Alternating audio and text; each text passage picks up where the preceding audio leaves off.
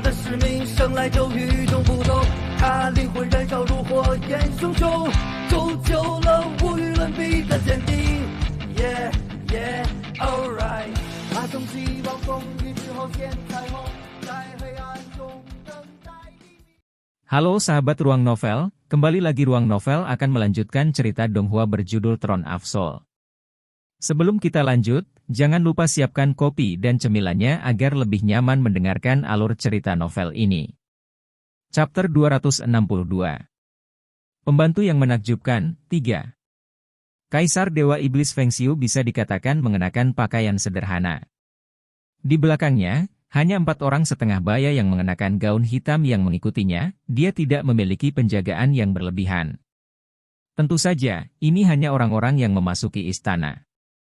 Jumlah penjaga yang berdiri di luar hanya diketahui oleh Kaisar sendiri. Hari ini, Demon God Emperor tidak menunjukkan kekuatan tiraninya saat kembali ke Exorcist Mountain Pass.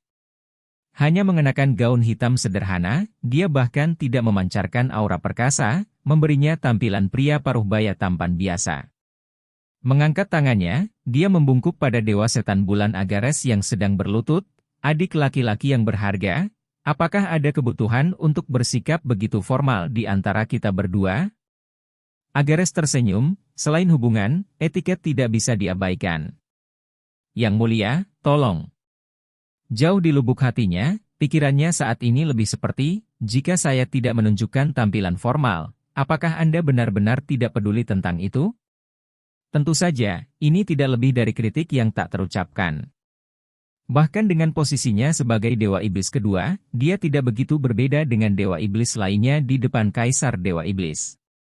Posisi tertinggi Kaisar Dewa Iblis bukanlah sesuatu yang bisa dia lawan dengan mudah, jadi dia secara alami tidak menunjukkan perilaku meremehkan di depannya. Kaisar Dewa Iblis mengangguk, sebelum mulai mengikuti Agares ke istananya. Tepat pada saat itu, Kaisar Dewa Iblis tiba-tiba berhenti, melihat ke arah lain.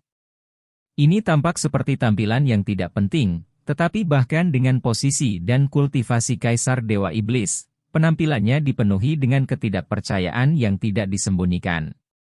Reaksi ini mengejutkan Moon Demon God Agares, yang segera mengikuti pandangan Kaisar ke arah yang sama, dan ini adalah arah di mana putri kesayangannya Yu Ye berdiri. Yang mulia, Anda, Agares merasa sangat gugup. Tapi sebenarnya Yang Mulia tidak mau menyimpan keinginan apapun terhadap putri kesayangannya sendiri.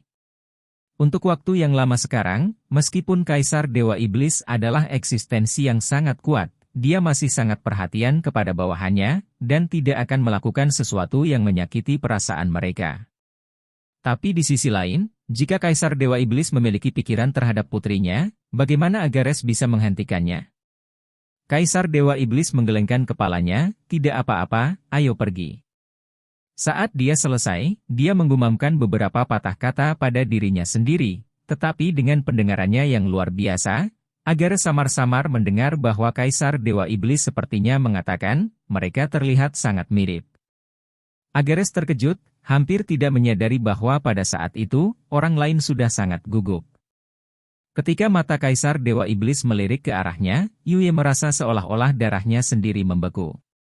Menggenggam roknya dengan kuat, tubuhnya kaku seperti papan, dan dia tidak berani bergerak sedikit pun. Dalam hati berteriak dengan marah, ini sudah berakhir, semuanya sudah berakhir.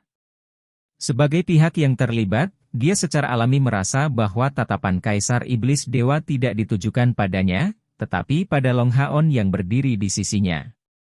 Tepat pada saat itu, ketika Kaisar Dewa Iblis masuk, Long Haon tidak bisa menahan diri untuk tidak mengangkat kepalanya, dan dengan gerakan tunggal ini, menarik perhatian Kaisar Dewa Iblis, yang melirik tepat ke wajah Long Haon untuk waktu yang sangat singkat. Long Haon merasa persis sama dengan Yu Ye, otaknya tiba-tiba menjadi kosong. Begitu tatapan Demon God Emperor bersilangan dengan miliknya, dia segera merasakan energi mengerikan mengunci tubuhnya, mengisolasinya sepenuhnya dari dunia luar. Artinya, tepat pada saat itu, bahkan jika dia ingin memindahkan dirinya kembali melalui kontrak dengan Hao Yue, dia tidak dapat melakukannya. Long Haon merasa menyesal, dia seharusnya tidak mengangkat kepalanya untuk melihat Kaisar Dewa Iblis. Dia juga percaya bahwa dengan kultivasi Kaisar Dewa Iblis, dia pasti akan mengetahui tentang atribut energi spiritual internal di tubuhnya. Mungkinkah bahwa aku akan mati di sini?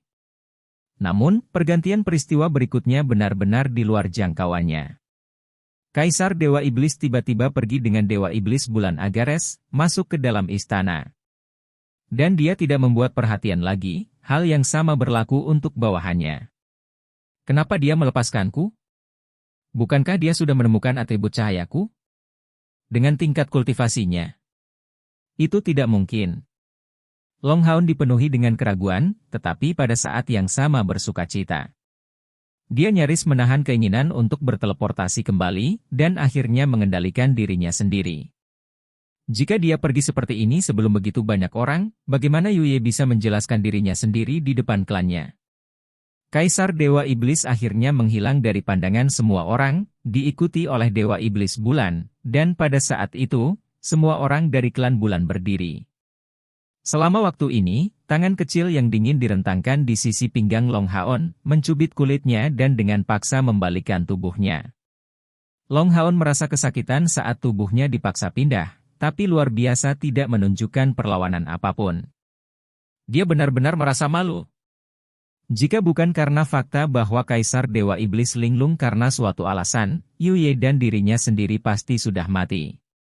Maaf, Long Haon merendahkan suaranya dan mengatakan ini. Yuye mengabaikannya, masih memasang ekspresi yang tidak sedap dipandang. Kerahnya sudah basah kuyup oleh keringat, sampai-sampai dia merasa seperti akan pingsan setelah melihat ayahnya pergi, hampir jatuh ke tanah.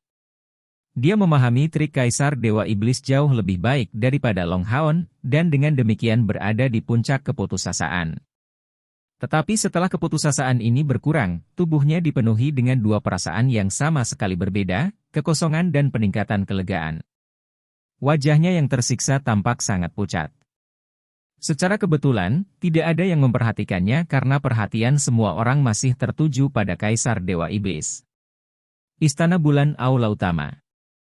Dewa Iblis Bulan mengundang Kaisar Dewa Iblis untuk duduk. Yang mulia, bagaimana Anda bisa repot-repot datang secara pribadi? Jika Anda menelepon, saya akan berada di sisi Anda dalam sekejap. Agares berkata sambil tersenyum.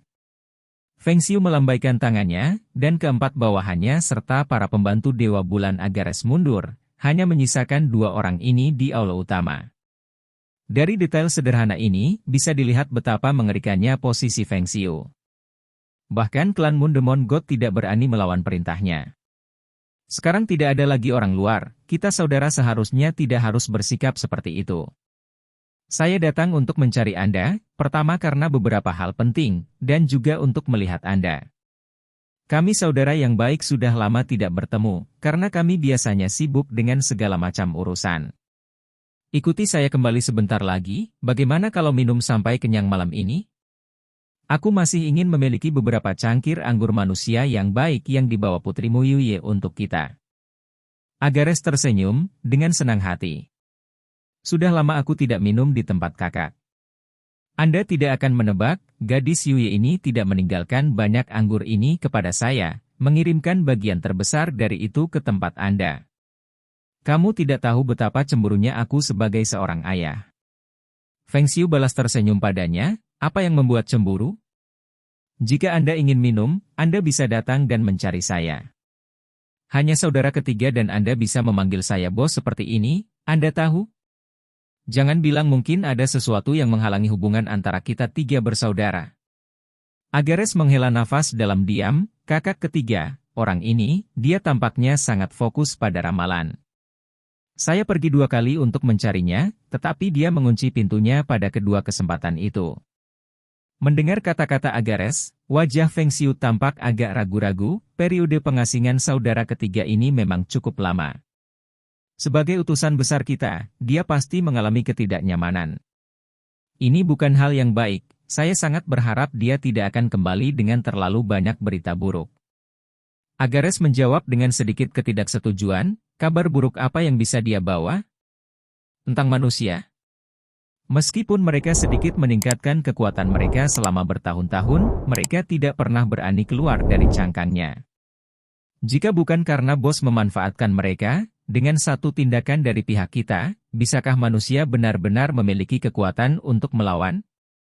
Feng Xiu mengangguk tetapi masih berkata, kakak kedua, kamu tidak boleh berpikiran sempit. Bagaimanapun, manusia telah bereproduksi dan hidup di benua itu selama ribuan tahun. Jika kita benar-benar berusaha sekuat tenaga untuk menangani mereka, hasil akhirnya mungkin akan menjadi bencana bagi kedua belah pihak.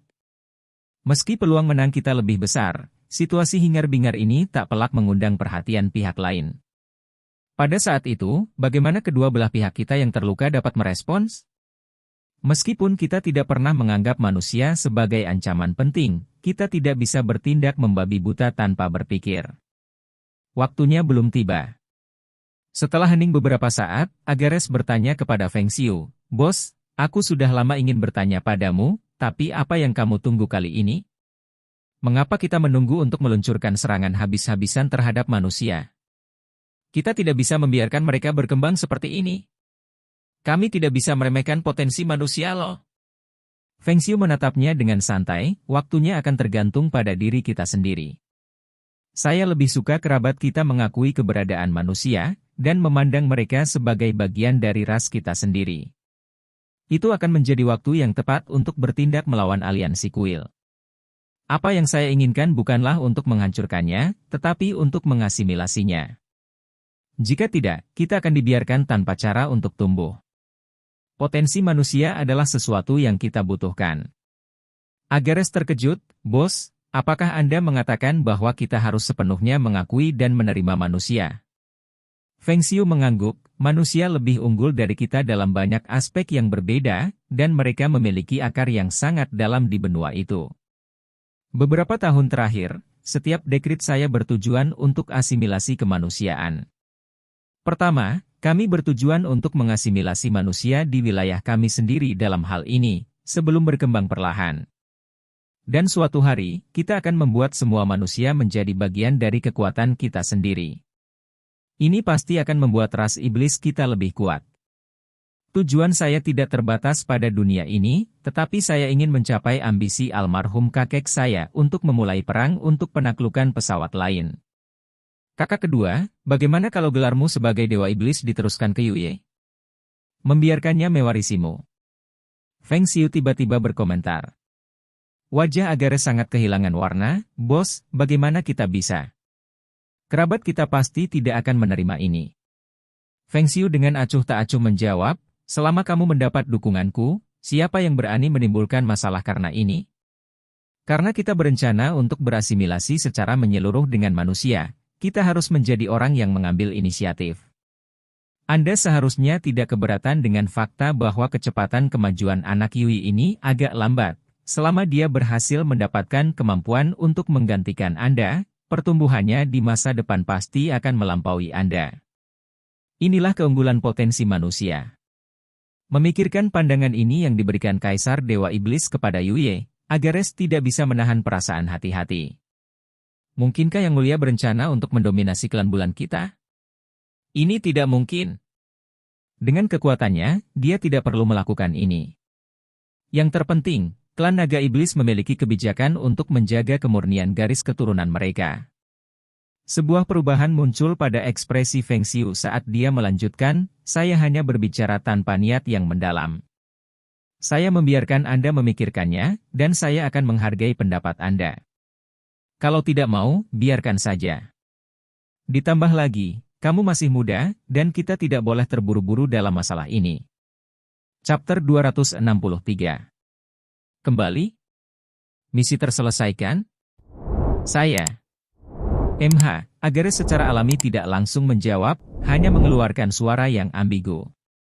Seperti yang dijanjikan, Feng Xiu mengubah topik pembicaraan, "Kali ini, ada alasan lain mengapa aku harus mencarimu. Apakah kamu tahu apa yang ditemukan para iblis di Gua Desolate?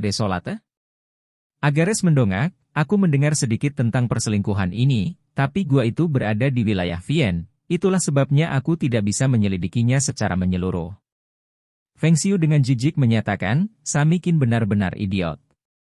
Dia kehilangan tenaga kerja yang berjumlah lebih dari 100, tetapi masih ingin menyimpan semua informasi untuk dirinya sendiri, mencoba untuk tidak terlalu peduli dengan masalah ini. Apakah dia benar-benar berpikir dia akan bisa menyembunyikan semuanya dariku dengan cara ini? Agares bergumam, bertanya dengan ragu-ragu, "Bos, apakah menurutmu aku harus terlibat dalam hal ini?" Feng Xiu menggelengkan kepalanya dan menjawab, "Tidak perlu." Setelah mendengarnya, saya menggunakan energi mental saya untuk memeriksa area di sekitar Gua Desolate dan tidak menemukan apapun, jadi seharusnya tidak ada yang berharga. Sami Qin hanya mencari aibnya sendiri. Adapun bawahannya, mereka belum tentu tersesat di gua. Mungkin mereka bertemu dengan pasukan pemburu iblis manusia. Mendengar 3 kata itu, kulit Agares segera menjadi tidak sedap dipandang. Semua Demon Gods membenci Demon Hunt Squads, pembangkit tenaga manusia yang tak terduga ini adalah musuh besar yang bisa menyerang kapan saja. Agares sendiri telah menjadi sasaran oleh pasukan perburuan iblis lebih dari 10 kali, dan bahkan pernah terluka parah. Feng Xiu mengerutkan alisnya, masalah ini tidak terlalu banyak, tetapi baru-baru ini, saya merasakan kehadiran pria itu. Agares terguncang oleh kata-kata ini, orang itu? Yang kamu sebutkan terakhir kali. Feng Xiu mengangguk, bencana surgawi. Ketika Alocer peringkat 52 sebelumnya melaporkannya kepadaku, aku secara pribadi pergi ke Exorcist Mountain Pass untuk memverifikasi kehadirannya, tetapi tidak dapat menemukannya. Namun, aku merasakan kehadirannya secara nyata kali ini. Meskipun dalam keadaan lemah, kemurnian aura itu tidak bisa dipalsukan. Malapetaka surgawi sangat mungkin benar-benar tiba di dunia ini. Hanya saja kita tidak bisa mengatakan di mana dia sekarang. Agares mengambil napas dalam-dalam, "Bos, Anda tidak bisa membiarkan bencana surgawi mendapatkan kembali kekuatannya tidak peduli apa, jika tidak, ini akan menjadi bencana bagi kita." Pada tahun-tahun itu, nenek moyang kita bersatu satu sama lain untuk menyegelnya dengan susah payah, tetapi tampaknya dia masih mengatasi segel, memaksa kita untuk membuka celah ruang untuk melarikan diri di dunia ini. Setelah pertempuran habis-habisan seperti itu, bukankah bencana surgawi seharusnya sudah mati? Bagaimana dia bisa? Feng Xiu menggelengkan kepalanya, kamu tidak tahu kebenaran lengkap tentang masalah ini. Pada tahun-tahun itu, situasinya benar-benar rumit, tetapi bukan kami yang membuka keretakan ruang angkasa. Saat itu, tingkat kultivasi para tetua kami jauh dari cukup tinggi. Hanya bencana surgawi yang bisa menciptakan keretakan ruang angkasa. Adapun jalannya acara yang terperinci, lebih baik Anda tidak mempelajarinya. Agares menatap ke atas, "Bos, bicaralah. Jika ada sesuatu yang Anda ingin saya lakukan, saya akan menurutinya tanpa ragu-ragu." Feng Xiu menjawab, "Kirim semua pusat kekuatan klanmu. Kami akan meluncurkan operasi yang tampaknya bertujuan untuk memusnahkan pasukan pemburu iblis manusia, tetapi sebenarnya, kami akan mencari bencana surgawi. Dia masih dalam kondisi lemah, tetapi bagaimanapun, tidak akan mudah untuk menanganinya. Jika Anda menemukan sesuatu, jangan bertindak membabi buta tanpa berpikir. Saya harus menjadi orang yang campur tangan secara pribadi, jika kita ingin kesempatan untuk menghancurkannya sepenuhnya. Anda harus merahasiakan hal ini, selain kami 3 bersaudara, Anda tidak bisa memberitahu siapapun, bahkan Sami Qin. Ini akan menghindari munculnya kepanikan di antara bawahan kita." "Ya." Feng Xiu berdiri, "Tapi nanti sudah cukup. Mari kita minum dulu. Anda harus rileks sebelum bertindak."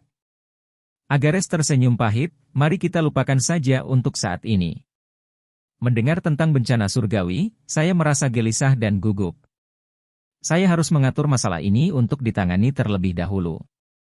"Bos, beritahu saya semua yang Anda ketahui tentang kemungkinan keberadaannya." Feng Xiu mengangguk, "Saat aku merasakan auranya, dia berada dekat dengan Gua Desolate, tapi setelah itu dia benar-benar menghilang sekali lagi. Seolah-olah dia tidak pernah muncul di sana. Kami hanya memiliki informasi sebanyak ini sekarang. Perintahkan kecerdasan kita untuk memeriksanya, saya serahkan masalah ini kepada Anda. Dalam waktu 3 bulan, saya ingin laporan dari Anda. Aku akan melakukan yang terbaik." Feng Xiu menatapnya dengan dingin, "Kamu tidak bisa hanya melakukan yang terbaik, tetapi kamu harus berhasil apapun yang terjadi. Ini adalah pertanyaan tentang hidup dan mati."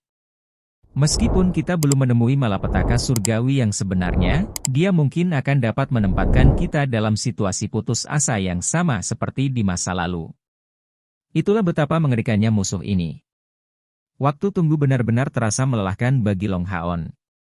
Menurunkan kepalanya, dia merasa sangat tidak nyaman. Ketika Kaisar Dewa Iblis akhirnya pergi, untungnya dia tidak merasakan tatapan mengerikan padanya lagi. Pembangkit tenaga klan bulan yang berdiri di depan dipanggil oleh Agares dari aula utama, dan dia akhirnya mengikuti Yuye kembali ke istananya dengan tenang. Mereka berdua memasuki istananya, dan Yuye menyuruh para pelayan pensiun, merasa seperti Long Haon, hampir ambruk. Tekanan mental padanya terlalu besar. Kamu tahu, sekarang, aku benar-benar ingin membunuhmu. Yuye dengan marah menyatakan. Long Haon tersenyum pahit, aku yang salah. Seharusnya aku tidak mengangkat kepalaku. Aku tidak menyangka energi mental Kaisar Dewa Iblis begitu tajam. Kamu tidak berharap? Yuye tiba-tiba meninggikan suaranya, apakah kamu tahu bahwa beberapa kata ini hampir membuatku kehilangan nyawaku? Oke, cepat dan pergi sekarang, menuju ke alamat yang saya tunjukkan sebelumnya. Saya akan mempersiapkan segalanya untuk Anda pergi sesegera mungkin. Kalau begitu aku pergi. Long Haon berganti pakaian dari pakaian pelayannya, dengan cepat memulihkan penampilan aslinya. Setelah meminta maaf kepada Yuye sekali lagi, dia bergegas pergi. Menonton sosoknya yang pergi, Yuye akhirnya mengendurkan napasnya, tapi ekspresinya masih sama, karena dia dalam keadaan merenung. Yang Mulia seharusnya menemukannya. Tapi, kenapa dia tidak ikut campur? Jangan bilang dia ingin memberi ayah wajah. Tapi itu sama sekali tidak perlu. Mungkin karena bahaya kehadiran kelompok Long Haon untuk keselamatan Yuye, tapi hanya butuh 2 hari sebelum pesan Yuye tiba. Karavan telah dipanggil, dan akan berangkat ke aliansi 2 hari kemudian. Dia menyuruh Long Haon membuat persiapannya. Setelah mengalami banyak bahaya yang tidak terduga, Dewi Keberuntungan akhirnya berada di pihak kelompok Long Haon. Kaisar Dewa Iblis telah memberikan perintah untuk mencari seluruh wilayah Iblis kepada Dewa Iblis Bulan Agares, dan bukan seseorang seperti Dewa Kematian Iblis Saminaga. Dalam keadaan seperti itu, siapa yang berani memeriksa karavan milik putri tercinta Agares? Terlebih lagi, karavan pedagang Yuye baru saja mengalami tragedi beberapa waktu lalu di Provinsi Nareix, menyebabkan kemarahan Kaisar Dewa Iblis. Setelah menghukum Provinsi Nareix selama ini, dia bahkan meminta mereka menebus kerusakan yang diderita oleh kelompok pedagang Yuye. Karena semua keadaan beruntung itu, Long Haon berhasil kembali ke aliansi kuil tanpa hambatan meskipun Iblis memeriksa seluruh wilayah untuk mencari bencana surgawi. Yuye tidak menemani karavan. Dia hanya mengatur waktu dan tempat dengan Long Haon, di mana mereka dapat dengan mudah bertemu, bagi Cair untuk menekan pembatasan pada dirinya. Setelah mengikuti kelompok pedagang Yuye ke Benteng Tenggara, 2 pasukan perburuan iblis tidak berlama-lama, tetapi langsung melewati benteng di bawah pimpinan Long Haon. Setelah tiba di kota Starseeker terdekat, mereka menetap di kamar penginapan sewaan dan akhirnya bisa bersantai untuk saat ini. Karena mereka dengan aman memasuki wilayah manusia, mereka memutuskan bahwa mereka mungkin juga tinggal di kota Starseeker untuk sementara waktu, menikmati 3 hari tidur yang lesu. Mereka tidak hanya lelah secara fisik, tetapi juga merasa lelah secara emosional dan mental. Sejak mereka meninggalkan aliansi kuil untuk memulai misi ini, pikiran mereka selalu berada di bawah tekanan besar. Pengalaman hidup dan mati yang bertahan satu demi satu, meskipun mereka tidak dapat memastikan bahwa mereka telah berhasil menyelesaikan misi, telah menjadi beban besar bagi mereka. Hanya setelah kembali ke Temple Alliance, mereka untuk pertama kalinya dapat menikmati perasaan berada di rumah sendiri. Ini adalah operasi gabungan pertama untuk kedua pasukan perburuan iblis, dan mereka jauh dari terbiasa dengan kehidupan yang berbahaya. Jadi, periode relaksasi saat ini adalah sesuatu yang sangat mereka butuhkan. Setelah menikmati 3 hari istirahat, semua orang pulih dari tekanan mental mereka, dan mereka berangkat sekali lagi, langsung menuju ke kota suci. Kedua tim membutuhkan istirahat dan reorganisasi. Meskipun mereka tidak sepenuhnya menyelesaikan misi, keuntungan mereka berlimpah.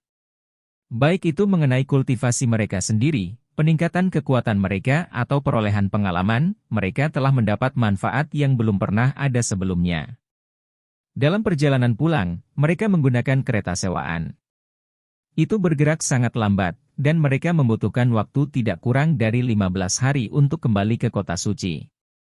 15 hari ini adalah waktu yang ideal untuk merangkum pengalaman dan panen yang mereka peroleh dari misi. Setelah menambahkan semua poin kontribusi rekan-rekannya, Long Haon terkejut menemukan bahwa jumlah total poin kontribusi yang mereka peroleh dari misi mencapai hingga 20.000. Ini adalah angka yang tidak pernah mereka duga. Memang, fakta bahwa mereka menuai jumlah ini hanya mengandalkan pembantaian iblis, sebenarnya lebih tidak disengaja daripada yang lainnya. Tapi tetap saja, itu terutama karena pimpinan pasukan perburuan iblis kelas 21 sehingga mereka mengumpulkan jumlah sebanyak itu. Sebenarnya, melihat jumlah pembangkit tenaga listrik dari langkah ke-6 dan ke-7 yang mati di tangan mereka, jumlah poin kontribusi akhir yang rendah akan menjadi hasil yang sangat aneh. Poin kontribusi pasukan perburuan iblis kelas 4 prajurit jauh dari jumlah ini, tetapi dengan menghitung poin kontribusi yang mereka kumpulkan dari periode pengujian, jumlah poin kontribusi mereka saat ini mencapai 10.000. Long Haon tidak menyembunyikan manfaat menaikkan kelas mereka ke kelas umum. Setelah melalui pengalaman ini, kekuatan pasukan pemburu iblis kelas 4 prajurit berkembang secara keseluruhan di tengah pengalaman yang mematikan. Mereka sudah memutuskan bahwa hal pertama yang akan mereka lakukan setelah kembali adalah menaikkan nilai pasukan mereka sendiri. Setelah mendiskusikannya, 7 anggota pasukan pemburu iblis ke-21 memutuskan untuk menghentikan sistem pembagian yang sama. Melalui banyak pengalaman ini, kepercayaan yang ada di antara mereka telah berkembang ke tingkat yang hebat. Pemisahan yang sama menghasilkan keadilan, tetapi membatasi pertumbuhan tim pada saat yang sama. Dengan demikian, semua orang memutuskan untuk mengumpulkan poin kontribusi mereka di satu ubin, mengalokasikannya pada waktu dan bidang yang dibutuhkan. Ini jelas merupakan keputusan yang paling tepat untuk pengembangan tim. Pada saat 2 pasukan perburuan iblis tiba di kota suci 15 hari kemudian, mereka benar-benar telah menghabiskan waktu yang lama, dan semua orang sudah hampir menangis. Seperti yang disarankan Long Haon, 2 pasukan perburuan iblis tidak kembali ke villa masing-masing, tetapi pertama-tama menuju menara misi perburuan iblis untuk memberikan laporan mereka tentang misi tersebut. Chapter 264. Apa? 200.000 poin kontribusi? Apakah tidak ada kesalahan? Ketika kelompok 13 mendengar anggota staf, bahkan Long Haon yang pemarah segera berteriak kaget. Ekspresi mereka sangat tidak sedap dipandang, sedangkan Long Haon dengan dingin berdiri di sana, menatap anggota staf yang menghadapnya, dan menyatakan dengan nada yang sangat serius, "Saya harap menara misi dapat memberi kami penjelasan. Jangan bilang bahwa Anda tidak menyangka bahwa penanganan misi yang tidak bertanggung jawab seperti itu akan merenggut nyawa kami." Ekspresi Luke 11 bahkan lebih tidak sedap dipandang. Menampar bagian atas konter penjualan, dia menyatakan dengan keras, "Ya dewa. Bajingan. Sekelompok bajingan. Sungguh misi yang tidak masuk akal. Apakah ini cara Anda menangani distribusi misi kami? Bagaimana jika kita mati di tangan iblis? Jika Anda tidak memiliki pembenaran yang baik, saya tidak akan pernah melepaskan Anda." Anggota staf yang menghadapi mereka sama dengan orang yang menugaskan kelompok Long Haon misi untuk menjelajahi Gua Desolate, tapi melihat 13 pemburu iblis muda dalam keadaan hingar-bingar, dia segera memiliki reaksi bingung. Semuanya harap tenang. Peringkat misi ini adalah kesalahan dari kami, dan meskipun itu adalah kesalahan kami, tidak ada yang bisa kami lakukan tentang ini lagi.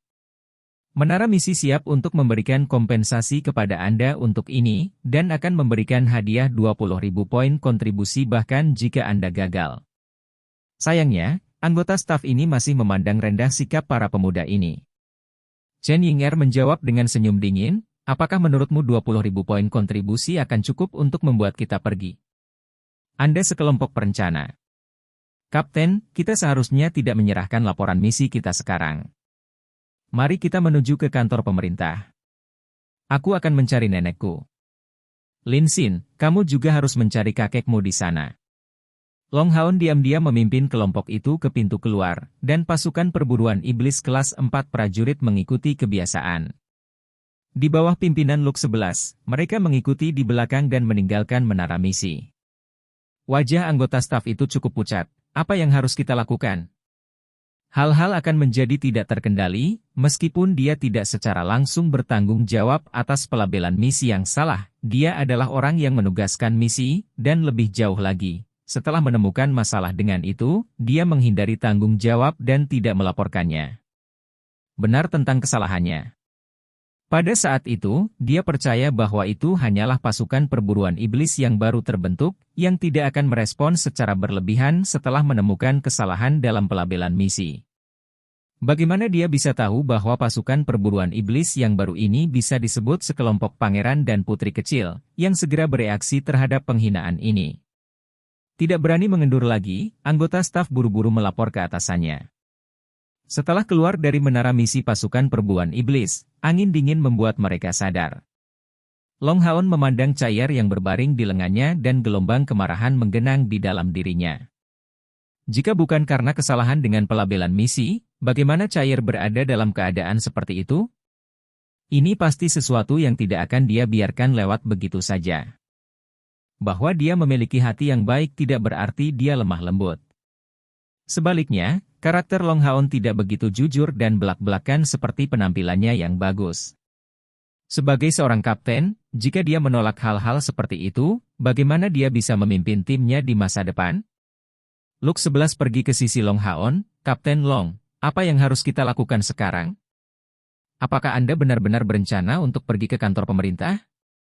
Kami hanyalah dua pasukan pemburu iblis baru, sedangkan menara misi adalah komponen terpenting dari aliansi. Saya khawatir aliansi tidak akan mau mendengarkan kita. Longhaon mengambil napas dalam-dalam, aliansi tidak akan memperlakukan kita dengan dingin. Anda dapat kembali, Kapten Luke. Serahkan masalah ini kepada kami dan kami akan memberitahu Anda ketika kami mendapat berita, bagaimana? Ekspresi Luke 11 berubah. Kapten Long, bagaimana menurutmu? Apakah Anda benar-benar berpikir kami berencana untuk meringkuk di depan pihak berwenang setelah mempertaruhkan hidup kami di wilayah iblis? Karena kami mencari keadilan, kami harus melakukannya sebagai sebuah tim.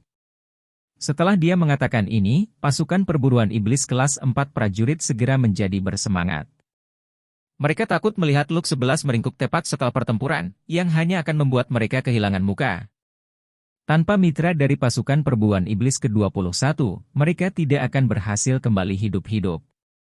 Ayo pergi kalau begitu. Longhaon melambaikan tangannya, memimpin kelompok 13 ke kantor pemerintah aliansi. Sebenarnya di kota suci ini, kantor pemerintah adalah elemen inti dari seluruh administrasi aliansi.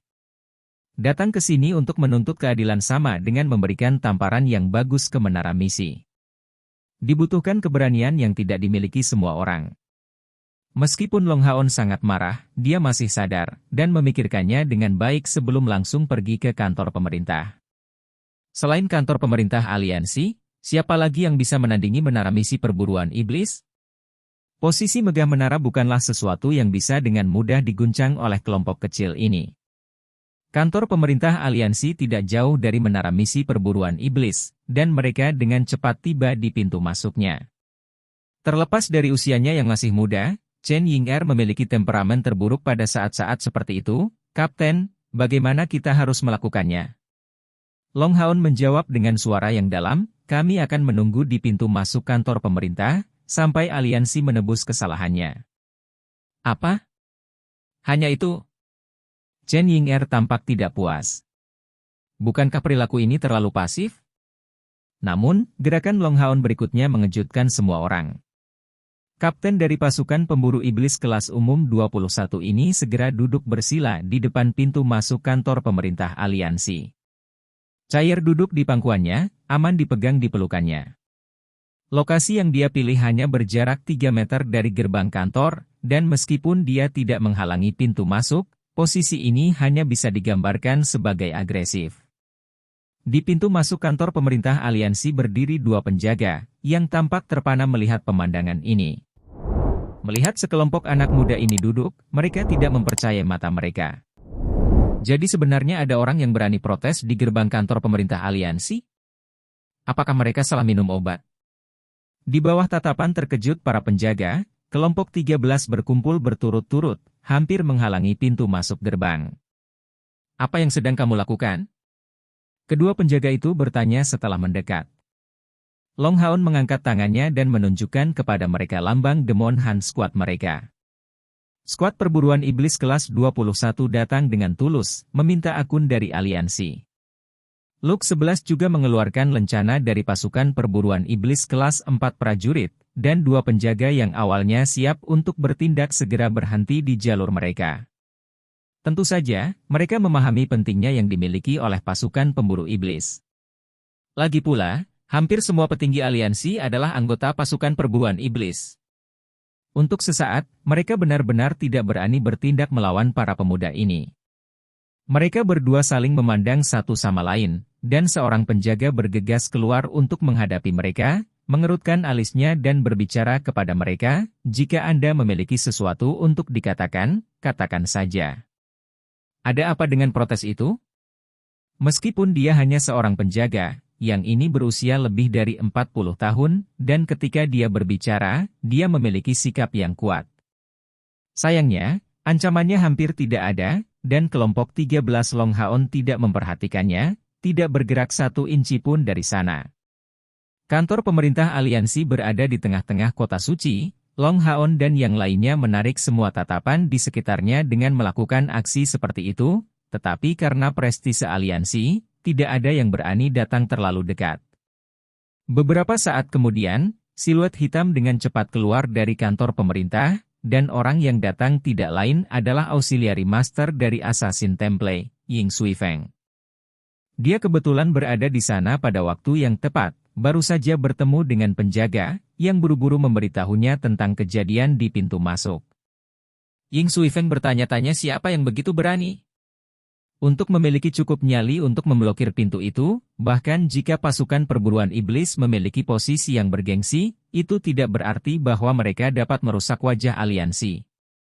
Membayangkan hal ini menimbulkan kekhawatiran, gambaran seperti apa yang akan mereka miliki jika setiap pasukan pemburu iblis melakukan boikot di pintu masuk kantor pemerintah aliansi kuil setelah keluhan sekecil apapun. Skandal macam apa itu? Jadi, dia benar-benar marah ketika dia keluar. Tapi dia langsung tercengang saat melihat bahwa mereka yang duduk di ambang pintu justru Long Haon dan Chayar. Long Haon, apa yang kamu lakukan di sini? Hanya apa? Segera berdiri. Ying Suifeng dengan sedih meneriakinya. Long Haon dengan tegas menggelengkan kepalanya dan menjawab, "Jika aliansi tidak menebus kesalahan, saya tidak akan bergerak sedikit pun." Omong kosong, apa yang kamu ingin kami tebus? Berdiri dan beritahu saya dengan jelas tentang itu. Ying Suifeng tampak sangat marah, terutama saat melihat anak muda ini datang untuk menimbulkan masalah. Mereka adalah pasukan perburuan iblis yang baru dibentuk. Jelas bahwa mereka sengaja melukai wajah aliansi kuil. Ying Suifeng tidak tahu tentang cerita anak-anak itu, jadi dia langsung merasa marah. Meskipun demikian, dia masih tidak segera menarik Long Haon dengan paksa, karena Chayar baik-baik saja di dekatnya. Long Haon berkata dengan nada serius, "Hallmaster Ying, kami berharap Anda memahami sepenuhnya situasi kami sebelum menyerang kami. Anda telah menjadi wali Chayar untuk waktu yang lama sekarang, tetapi apakah Anda tahu bahwa jika bukan karena keberuntungan yang kita miliki, bahkan dia tidak akan berhasil kembali hidup-hidup untuk duduk di sini?"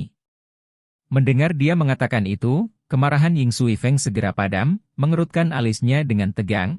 Apa yang terjadi? Kelompok Luke 11 juga melihat Ying Suifeng, dan melihat bagaimana Hallmaster ini mengubah pidatonya setelah mendengar kata-kata Long Haon, mereka semua hanya bisa mengendurkan napas. Long Haon menenangkan dirinya dengan susah payah, dan memberitahunya dengan tenang tentang semua yang terjadi sebelumnya. Kali ini, ekspresi Ying Suifeng sangat berubah. Bajingan, dari menara misi ini. Setelah melakukan hal seperti itu, beristirahatlah dengan tenang, masalah ini pasti akan dipertanggungjawabkan. Saya berjanji ini atas nama saya sebagai auxiliary Hallmaster Assassin Temple. Anak-anak, kamu harus bangun dulu. Bagaimanapun, ini adalah pintu masuk kantor pemerintah. Ikuti saya masuk. Mendengar kata-kata Long Haon, punggung Ying Sui Feng basah oleh keringat. Yang lain tidak tahu apa-apa, tetapi bagaimana mungkin itu sama untuknya. Meskipun pasukan perburuan iblis Long Haon melompat jauh dari disebut kuat, kombinasi apa yang mereka bentuk? Keagungan Scion of Light dan Saint Daughter of Samsara sudah cukup untuk membuat masalah ini menjadi skandal besar bagi kedua kuil mereka. Selain itu, tim mereka yang lain juga tidak mudah untuk dihadapi. Long Haon diam-diam mengangguk, memegang Chair untuk membantunya berdiri. Kalau begitu aku akan memohon bantuanmu, Hall Master Ying. Protes mereka di pintu masuk hanya agar kantor pemerintah memperhatikan mereka, dan bukan karena mereka ingin mencari masalah di sini. Karena Ying Sui Feng sudah tahu tentang mereka, dia secara alami akan menunjukkan pertimbangan untuk mereka. Sekian alur cerita Donghua berjudul Teroen Absol untuk hari ini. Sampai jumpa besok. Untuk membuat Bejo semakin semangat, jangan lupa subscribe, like, dan bagikan video ini. B.